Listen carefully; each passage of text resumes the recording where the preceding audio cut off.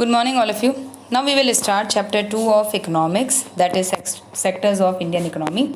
In this chapter, we will study about different sectors of Indian economy like primary sector, secondary sector, tertiary sector, then organized sector, unorganized sector, then public sector, private sector, etc. Okay, so now this is all about sectors of the Indian economy. So now we will start. First, just read this one. That is, I will take today this color. Okay, so now just read the this one. Yes, the two headings. First is GDP and the second is NSSO.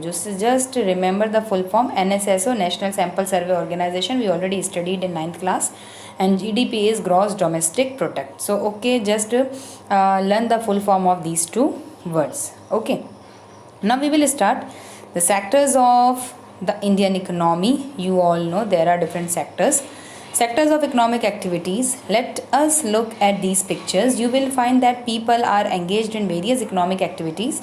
Some of these are activities producing goods, some other are producing services. These activities are happening around us every minute, even as we speak. How do we understand these activities? One way of doing this is to group them or classify them using some important criteria. These groups are also called sectors. So, sectors. Okay. Now, just see the pictures. This one again, all pictures. We begin by looking at different kind of economic activities. So, now just to see this. This is primary sector, tertiary sector, and then this is secondary sector. Okay, so now we will start. There are many activities that are undertaken by directly using natural resources. Take for example the cultivation of cotton. It takes place within a crop season. For the growth of the cotton plant, we depend mainly but not entirely, मतलब हमें ये चाहिए but completely उस पर dependent हम नहीं होते, on natural factors like rainfall, sunshine and climate. The product of this activity, cotton, is a natural product. Similarly, in the case of an activity like dairy, we are dependent on the biological process of the animals and availability of fodder, etc.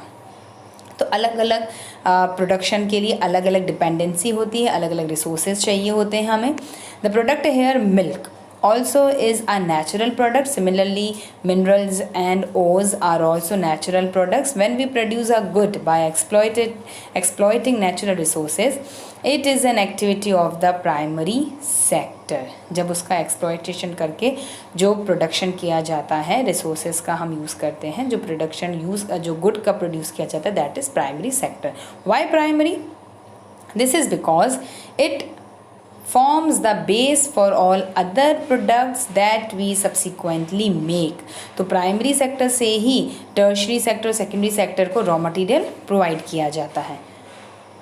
Since most of the natural products we get are from agriculture, dairy, fishing, forestry, this sector is also called agriculture and related sector. Okay. So just learn all the definitions. Now the secondary sector. The secondary sector covers activities in which natural products are changed into other forms through way of manufacturing that we associate with industrial activity. तो हम इसमें क्या करते हैं? Manufacturing करते हैं through industries. It is the next step after primary. The product is not produced by nature but has to be made, and therefore some process of manufacturing is essential. This could be in a factory or a workshop or at home. For example, using cotton fibre from the plant. Okay, घर पे भी हो सकता है, factory में भी हो सकता है, कहीं पर भी इसका प्रोडक्शन हो सकता है. For example, using cotton fibre from the plant we spin yarn and weave cloth. Using sugarcane as a raw material, we make sugar or gur. We convert earth into bricks and use bricks to make houses and buildings. Since this sector gradually became associated with the different kind of industries, we convert earth into bricks and use bricks to make houses and buildings. Since this sector gradually became associated with the different kind of industries that came up, so it is called as industrial sector. So secondary sector is also known as industrial sector. After primary and secondary, there is a third sector, and that is known as tertiary sector. These are activities that help in the development of the primary and secondary sectors. These activities by themselves do not produce a good, but they are an aid or a support for the production process. For example, goods that are produced in the primary or secondary sector would need to be transported by trucks or trains and then sold in the wholesale or retail shop. तो जो primary और secondary sector में produce होता है उसके लिए हमको transportation चाहिए, कम्युनिकेशन चाहिए, मार्केट चाहिए. So that is tertiary sector. At times it may be necessary to store these in godowns. We also may need to talk to others over telephone, हो गया communication, or borrow money from banks, that is banking system, to help production and trade. So transport, communication, banking are the examples of tertiary sector. Since these activities generate services rather than goods, इसमें क्या आता है, services आता है. So this sector is also known as service sector. Okay.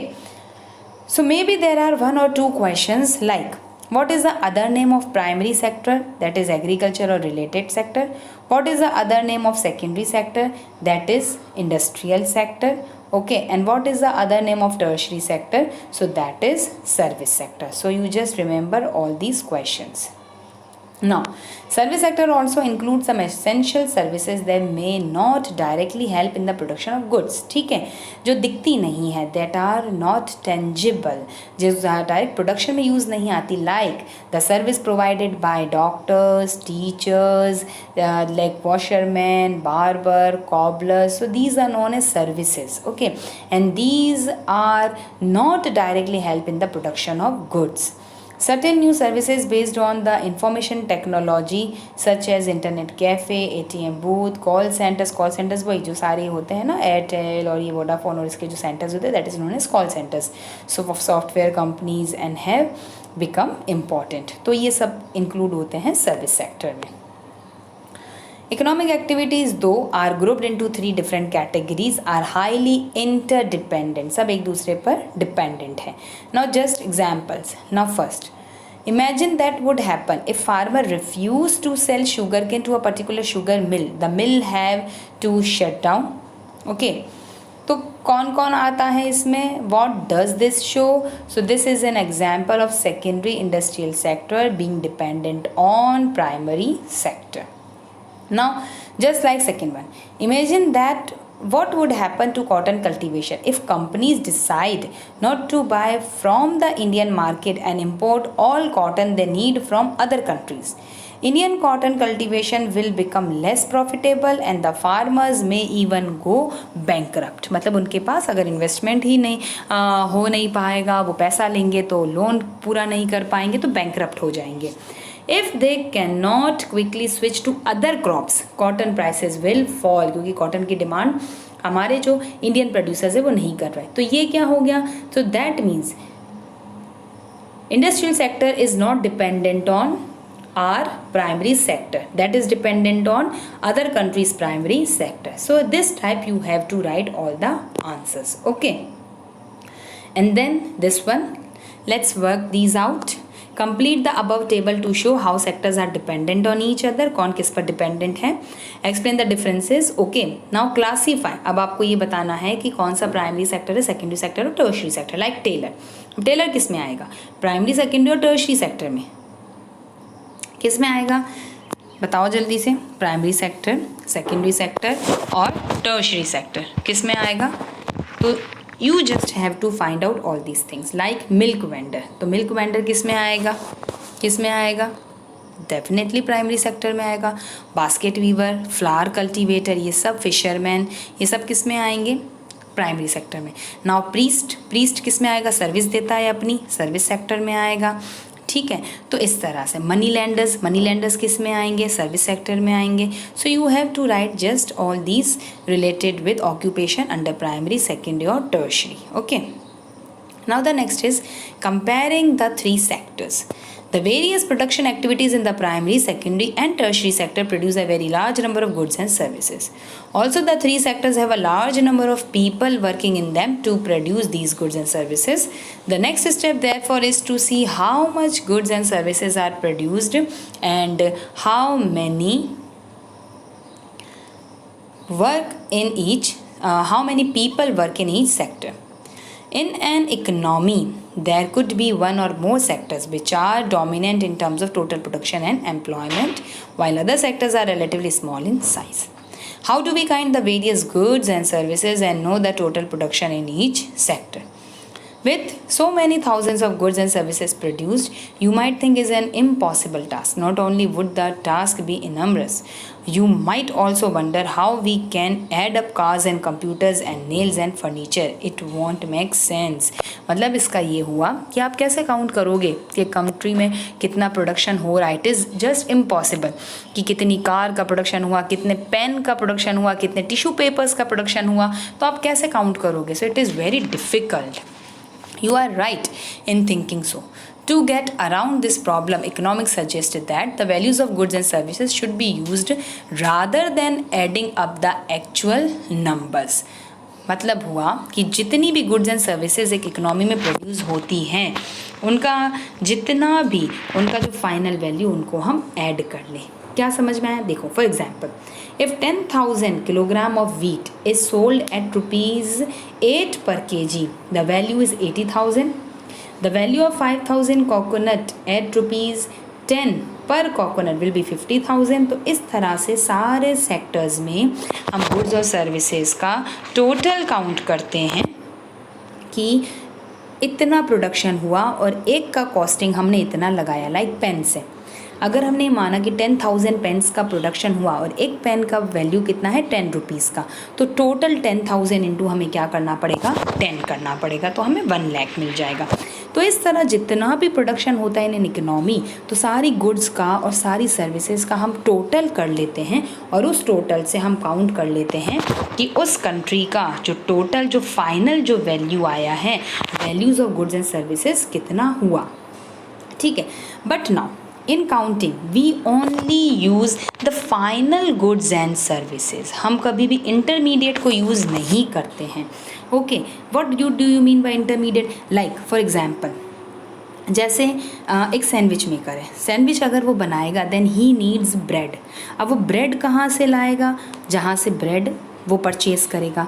Bread वाला कैसे उसको bread वो कहाँ से लेकर आएगा? तो वो क्या करेगा, फ्लोर मिल होगा. सबसे पहले फ्लोर मिल होगा, फ्लोर मिल में ब्रेड को कन्वर्ट किया जाएगा, फिर ब्रेड वाला जो भी होगा वो उसको लेकर फिर बेकरी में बनाएंगे, फिर उसको होलसेलर और रिटेलर्स को दिया जाएगा और रिटेलर के बाद उसका सैंडविच मेकर उसको परचेज करके लेकर आएगा. ठीक है ना. इस केस में what is the value of the sandwich? तो वो जो सैंडविच का वैल्यू है उसमें फर्स्ट से लास्ट स्टेप तक जितने लोग इंक्लूड है उन सबको प्लस करके किया जाता है. फ्लोर मिल वाले ने पैसा लिया, फिर उसने बेकर को बेचा, बेकर ने पैसा लिया, उसने होलसेलर को बेचा, होलसेलर ने रिटेलर को बेचा और रिटेलर ने सैंडविच मेकर को बेचा. तो इस तरह से जो फाइनल वैल्यू होता है, final value that means the sandwich. तो हम जीडीपी में हम जब काउंटिंग करते हैं वैल्यूज़ का, हम जब गुड्स और सर्विसेज का काउंटिंग करते हैं, so we count only the final good. तो हम खाली उसमें सैंडविच का काउंट करेंगे. हम फ्लोर का अलग, फिर बेकरी का अलग, फिर होलसेलर का अलग, फिर रिटेलर का अलग और फिर लास्ट में सैंडविच मेकर का अलग. इस तरह से सबको हम काउंटिंग नहीं करते हैं. We only count the final goods and services. इसमें कभी भी इंटरमीडिएट गुड्स एंड सर्विसेज को काउंट नहीं किया जाता. Again I will give you one more example. For example, आपने एक शर्ट परचेज़ किया. ठीक है. अब शर्ट को बनाने के लिए बहुत सारा raw material we use. Like हमने थ्रेड यूज़ किया, हमने बटन यूज़ किया. So we use many types of raw material. ठीक है. Now the final value of the shirt is 500 rupees. So only that 500 rupees will be added in the calculation of India's income. Okay, we don't count the whole raw material which we use to produce that shirt because the value 500 it already includes all the values of the raw material. Clear? So we only count the final value, that is 500 rupees in the production in our final in the value of goods and services. जितना भी raw material हम use करते हैं, we don't add all these values, we only add the final value that is 500 rupees of that shirt in calculating our India's income. So this is known as final goods and services. Okay, and these are included. ठीक है, तो इस final goods और services को ही हम include करते हैं, हम कभी भी इंटरमीडिएट गुड्स को इंक्लूड नहीं करते हैं. ठीक है, सो this is all about this thing. So the value of, just see, the value of final goods and services produced in each sector during a particular year provides the total production of the sector, and this is known as GDP. और इसी को क्या बोला जाता है? GDP बोला जाता है. So it is the value of, ये GDP का डिफाइन है, it is the value of all final goods and services produced in an economy during an accounting year. Accounting year का मतलब होता है एक financial year from 1 April to 31 March. In India we the accounting year of Indian economy is from 1 April to 31 March. So this is known as GDP. इसको हम बोलते हैं gross domestic product और GDP. In India, the mammoth task of measuring GDP is taken by the central government ministry. Central government का काम है. This ministry with the help of various government department of all the Indian states and union territories collect information relating to total volume of goods and services, कितना production हुआ with their prices, and then they calculate its GDP.